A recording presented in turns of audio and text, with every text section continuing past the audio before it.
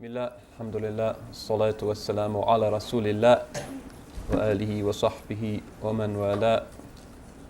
Rabbi yassir wa a'in ya kareem waftah bil haqqi innaka al-fattahul alim. I can almost hear the caterers shaking their fist at me yesterday after the subject that we discussed. I'm sure there were plenty of leftovers. But it is an important subject. It might appear a superficial one and its remedy simple. But although I grumbled about obesity in modern America, it is a problem conspicuously, unmistakably amongst Muslims as well. Differently amongst men and women, but no less acutely.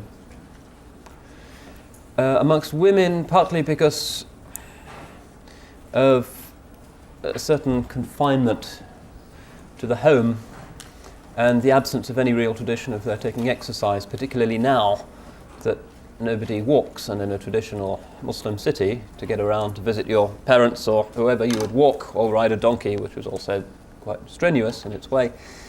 If you moved between cities, by the time you got from Cairo to Baghdad, whichever way you did it, you would be pretty fit. Nowadays we all glide around in automobiles and we get pretty bloated as a result. And the traditional frustration of the secluded Muslim wife, working out her frustrations by nibbling at various sweetmeats left around the harem, has left many women in a state of very poor health by the time they pass the age of 50. And this is palpably the case whether you go to the subcontinent or to the Middle East. A lot of our older women are in poor physical shape. They get diabetes, they get all kinds of debilitating, depressing diseases. So they, as well as the men, can read these chapters. And amongst the men, the problem is more acute in that sometimes a certain largeness can be equated in Muslim societies with self-esteem. Seems very strange in the West, but to have a kirsch or a big belly is actually quite an impressive thing for an Arab male, and in other parts of the Muslim world as well. And if you've lived in those societies, you know that this is the case. You're expected to be taken more seriously if you're physically heavy. And it's got something to do with a set of expectations, forms of self-regard amongst Muslims, that to those of us who have been shaped to whatever degree by the West can seem extremely strange. The abandonment of the traditional diwan in the Arab house and its replacement with the quite appalling sala, a crude replica of 18th century decadent French gilded Baroque, a room that's incredibly uncomfortable and hardly ever used, but astoundingly expensive, and young couples can save up for 10 years to buy it before they're even allowed to get married.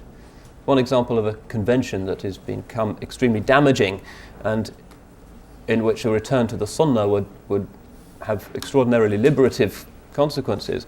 But the male belly in the Arab world in particular is a comparable problem, partly because it's to do with a certain type of ego, and also sometimes, having lived in Cairo for a while, because it has certain advantages, particularly if you have to force your way by main force onto public transport. If you've seen the dynamics of what passes for a queue waiting for a bus or a commuter train in the Arab world, you'll see that it's the large people who have the kinetic energy to get them to the front and actually through the magic portals to get them to work on time.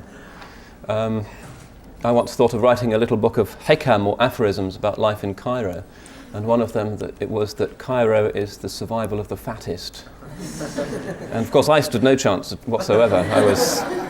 I never got anywhere, I had to walk. But it's a serious issue, because Imam al-Ghazali is not taking us for a ride here when he puts this before all the other vices that he charts in this quarter of the Ihya, and the hadith that he deploys, and the quite severe statements of the early Muslims deserve to be taken with the utmost seriousness. This is a timeless problem, and we need to address it with some seriousness, inshaAllah.